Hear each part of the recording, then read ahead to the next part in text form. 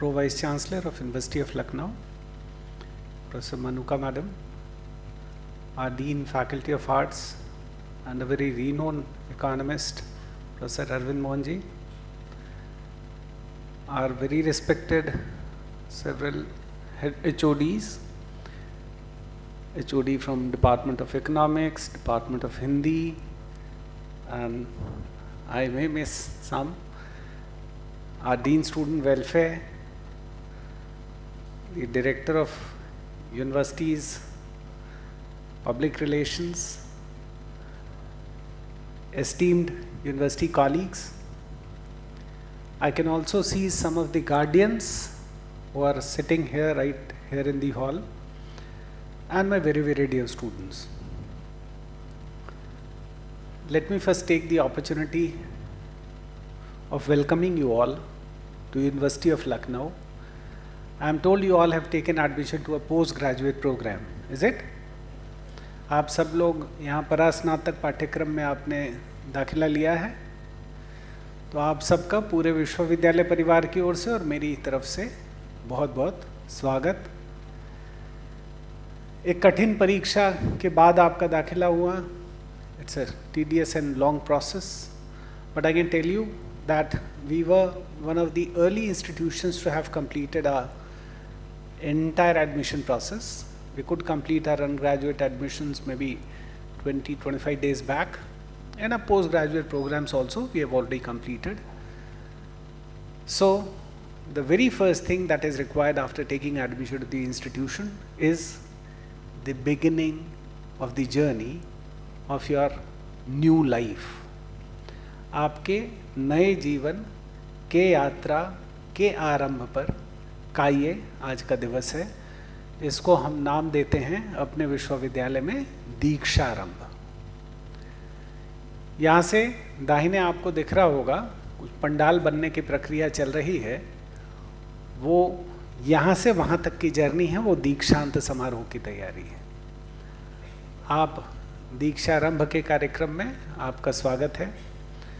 ऐसे ही स्वागत हम आपका दीक्षांत में भी करेंगे अगर आप सक्सेसफुली अपना स्टे कंप्लीट करेंगे। ये यात्रा कितनी प्रोडक्टिव हो, कितनी मीनिंगफुल हो, आपके लिए कितनी एनरिचिंग हो, इसकी तैयारी विश्वविद्यालय एक बड़े ही योजनाबद्ध तरीके से करता है। ये पूरी तैयारी आपके इस हॉल से उस पंडाल तक की हो, और ये 2 वर्ष की यात्रा है। अब इसमें कुछ चीज़ों का आप विशेष ध्यान दे सकते हैं, जैसे हर घर की अपनी एक संस्कृति होती है, वैसे ही हर संस्था की भी अपनी एक संस्कृति होती है।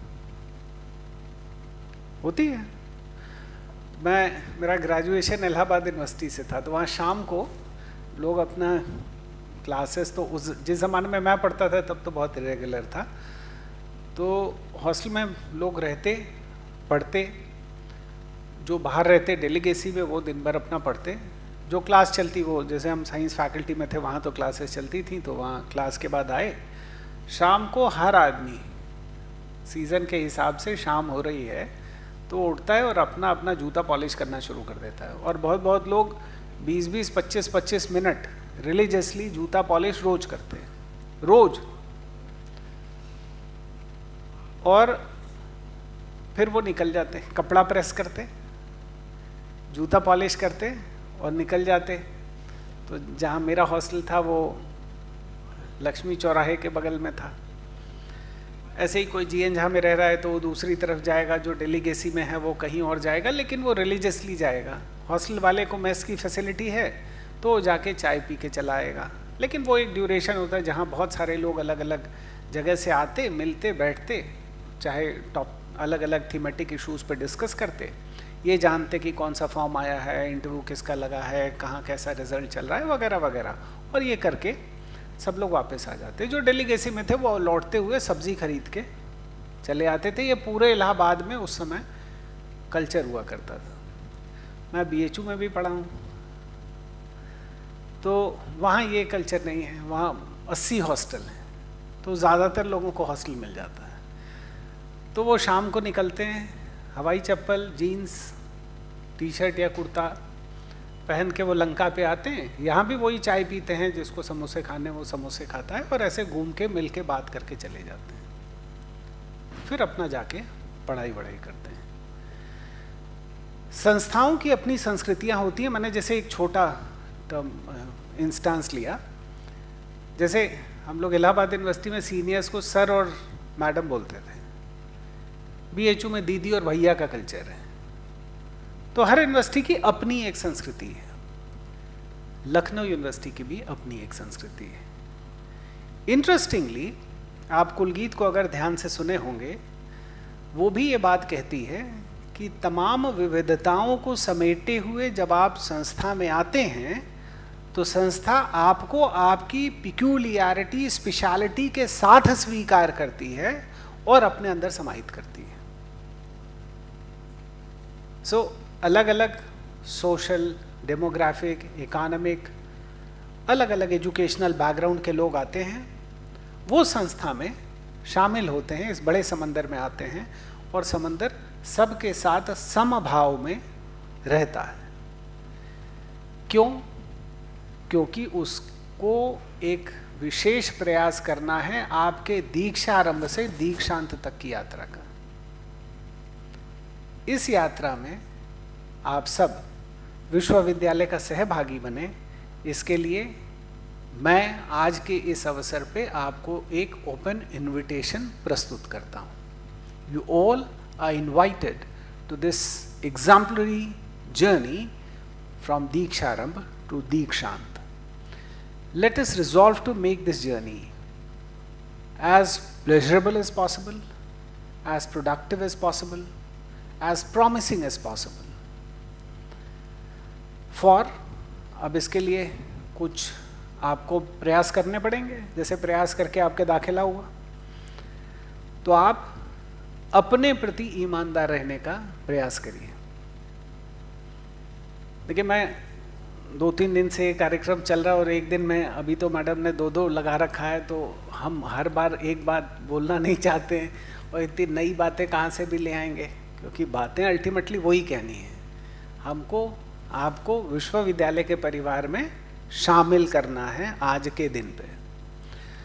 ये शामिल करने की प्रक्रिया में पहला काम है आपका परिचय समारोह। ठीक है? तो आज आपको जो भी व्यवस्था और सुविधा विश्वविद्यालय ऑफर करता है, all that university offers, you will be offered through a presentation made by respective in charges.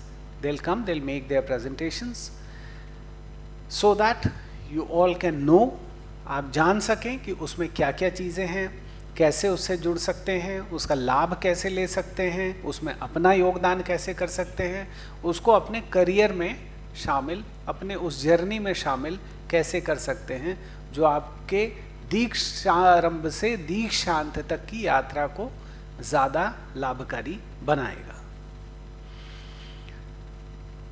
अब हर संस्था की जैसे संस्कृति होती है, वैसे ही उसका एक इतिहास भी होता है। इस संस्था का भी 104 वर्ष का इतिहास है। उसमें आप बहुत सारे विभाग, आई एम टोल्ड कि यहाँ पॉलिटिकल साइंस के भी स्टूडेंट हैं। How many of you? कितने हैं? Quite a number. सोशियोलॉजी के भी हैं? बहुत थोड़े हैं? अच्छा, okay. So I am told कि वो हमारे दूसरे ऑडिटोरियम में भी बहुत सारे छात्र बैठे हैं, तो बहुत सारे लोग इस ऑडिटोरियम के साथ साथ वहाँ भी बैठे हैं। अब आपको पता है कि यहाँ का पॉलिटिकल साइंस डिपार्टमेंट पूरे हिंदुस्तान का सबसे पहला विभाग है। आप जानते हैं? कितने लोग जानते हैं ये बात? इनमें से कितने लोग हैं जो यहीं के छात्र रहे हैं?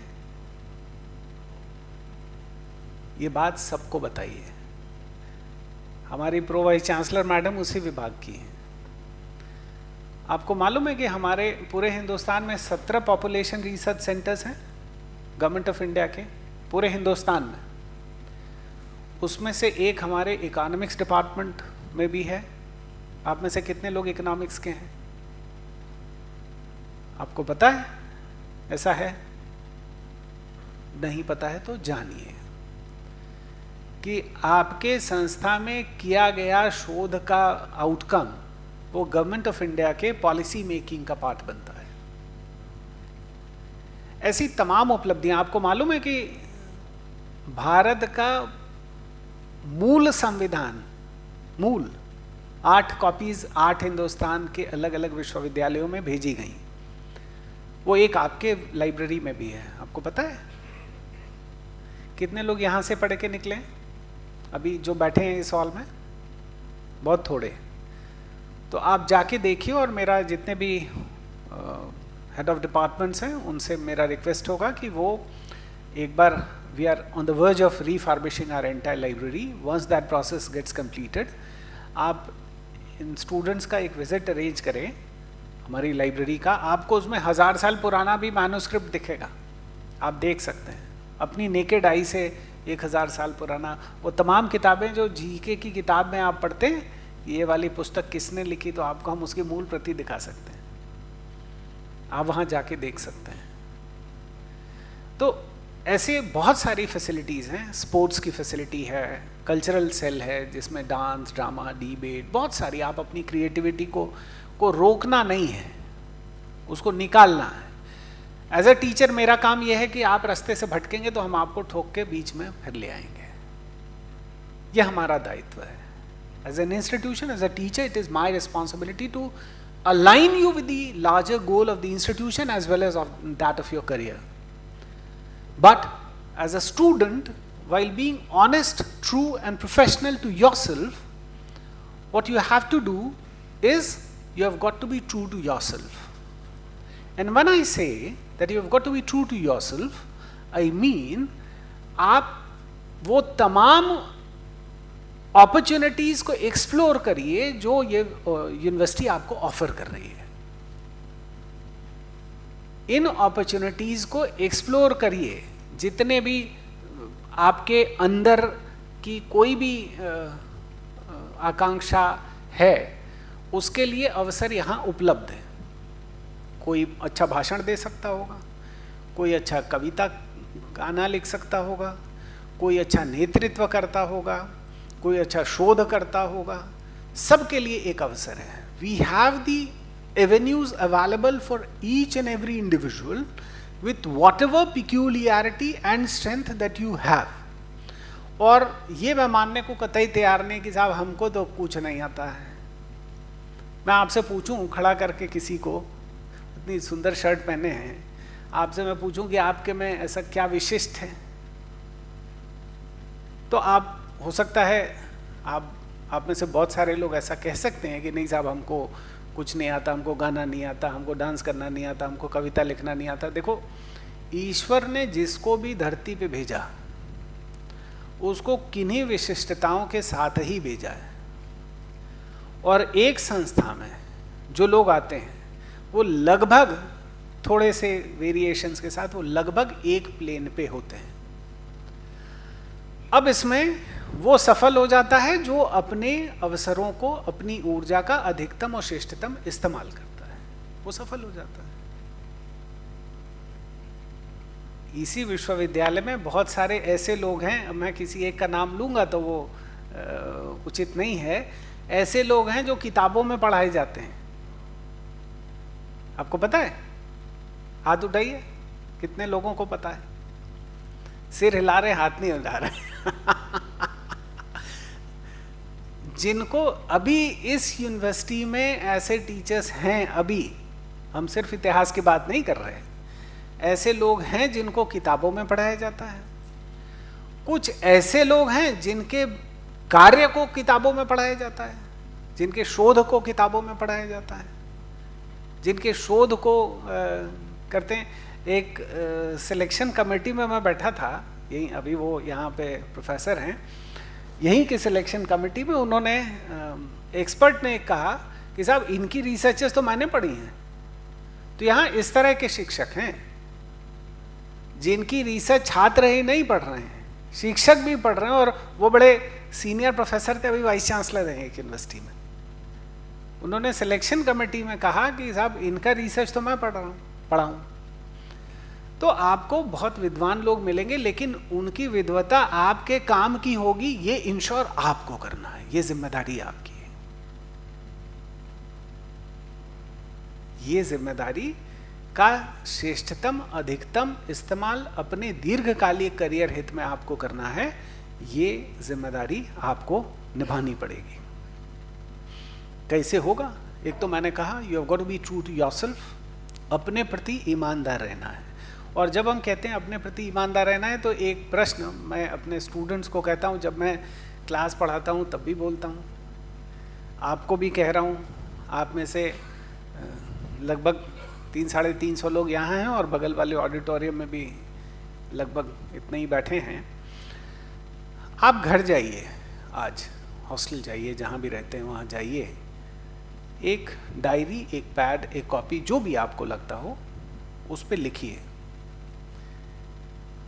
कि मेरा सपना क्या है, क्या मुझे मेरा सपना दिखता है, can I C my dream. अब सी माई ड्रीम में कोई और ड्रीम की बात हम नहीं कर रहे, हम सिर्फ your dream related to your career की बात कर रहे हैं। तो क्या आपको स्पष्ट दिख रहा है? कहीं ऐसा तो नहीं कि हम ग्रेजुएशन कर रहे थे और बैंक का एग्ज़ाम देने वाले थे, अब चूंकि अभी हुआ नहीं, या मान लो पुलिस का एग्ज़ाम देने वाले थे, या अभी कोई एसएससी का एग्ज़ाम देने वाले थे, अभी हुआ नहीं, तो तब तक चलो पोस्ट ग्रेजुएशन में दाखिला ले लेते हैं।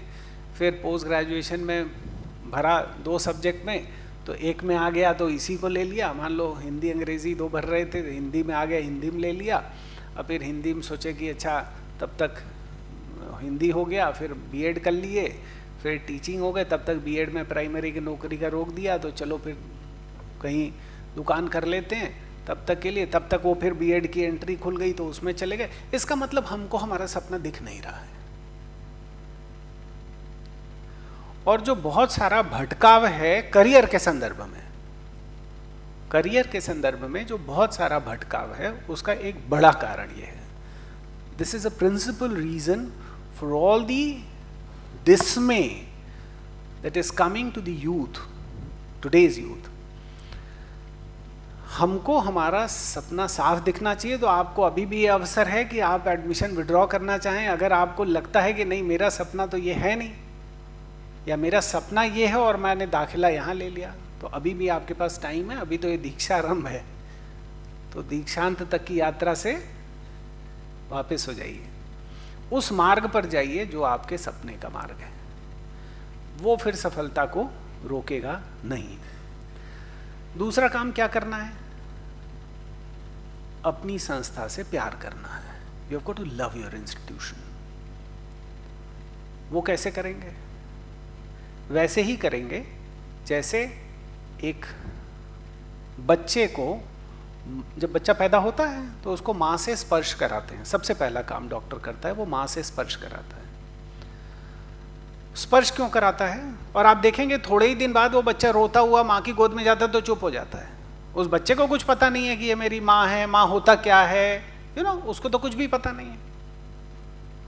लेकिन उसको पहले हम एक बॉडी से टच कराते हैं, एनर्जी ट्रांसफर होती है।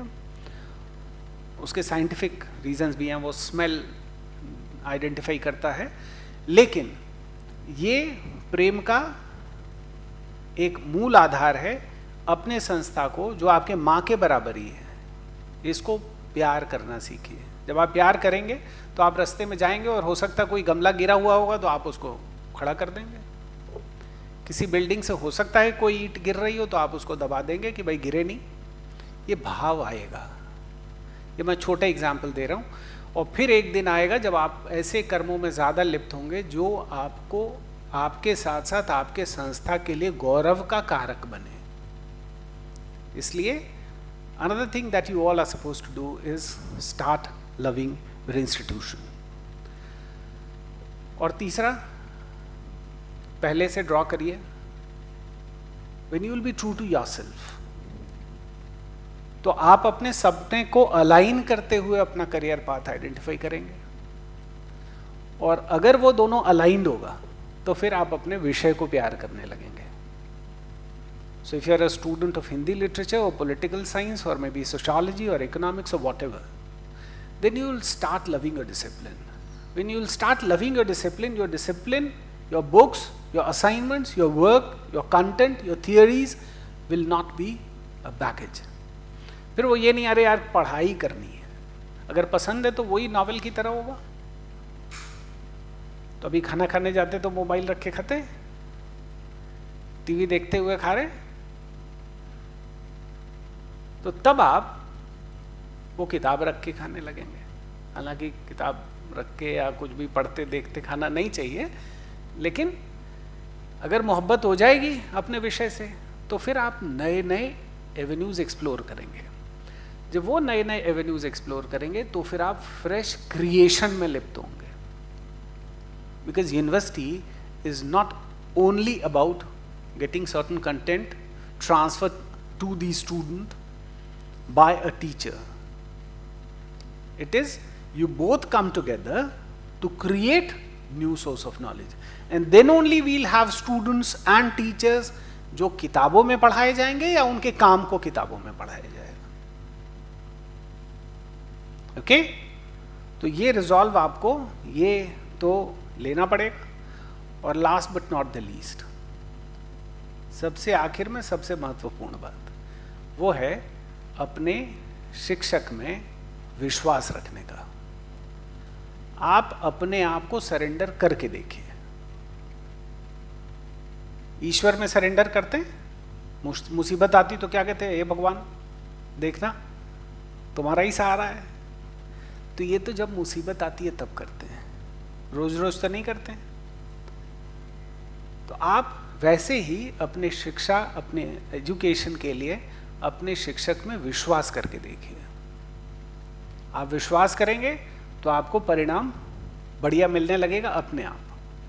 तो आप मैं आप सबको बहुत बहुत स्वागत करता हूँ इस यूनिवर्सिटी में अगेन। और आप एक truly enjoyable, meaningful, rewarding journey पर के पाथ पे चलें, जो आपके दीक्षारंभ से दीक्षांत तक चलेगी, उसके बाद भी चलेगी। हो सकता है आप में से कुछ लोग वापस यहीं पे प्रोफेसर हो जाएं, कुछ लोग यहीं पे किसी और रूप में अपना कंट्रीब्यूशन करें। तो इस जर्नी को जितना प्लेजरेबल, जितना एंजॉयबल, जितना मीनिंगफुल, जितना लर्निंग बनाएंगे, उतना ही आप अपने करियर पाथ में आगे बढ़ेंगे और स्वयं का भी विकास करेंगे। आप सबको फिर से बहुत बहुत बधाई, आप सबका बहुत बहुत स्वागत। ये एक थोड़ा लंबा प्रोग्राम है इसलिए, और इसमें बाद में छोटा सा नाश्ता है, तो आपको उस नाश्ते तक की यात्रा भी आज की करनी है। इस भाषण से उस नाश्ते की यात्रा आज की है, जो DSW साहब ने कुछ अरेंज किया है वो आप करिए, देखिए। आपको बहुत सारे हमारे लर्नर टीचर्स और अलग अलग फंक्शनरीज आपको अपने अपने काम के बारे में बताएंगे। उसमें आप ज्वाइन कर सकते हैं यूनिवर्सिटी को, अपना योगदान कर सकते हैं, जिससे आप, आपका करियर, आपका विभाग और आपकी संस्था सब प्रगति के पाथ पर आगे बढ़ें। आप सबको फिर से बहुत बहुत स्वागत, बहुत बहुत बधाई।